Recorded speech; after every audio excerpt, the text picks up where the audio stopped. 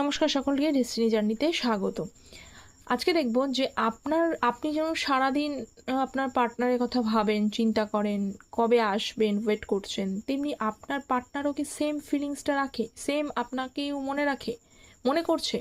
তো দেখুন, চলুন দেখি। আর এনার্জিটা অবশ্যই যাতে ম্যাচ করে ক্লেম করবেন। আর সকালবেলায় 11:30টার সময় বড় রিডিং আসে, দেখার অনুরোধ রইল। So please divine guide me, কি আছে energy, please divine guide me. Okay, first card,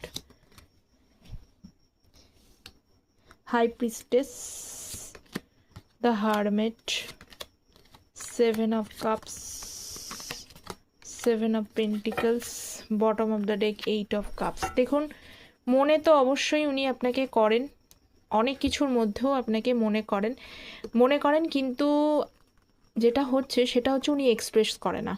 ঠিক আছে, ওনার এক্সপ্রেশন কম, ওনার যে ফিলিংস, ওনার যে থটস সবসময় হাইড করে রাখেন।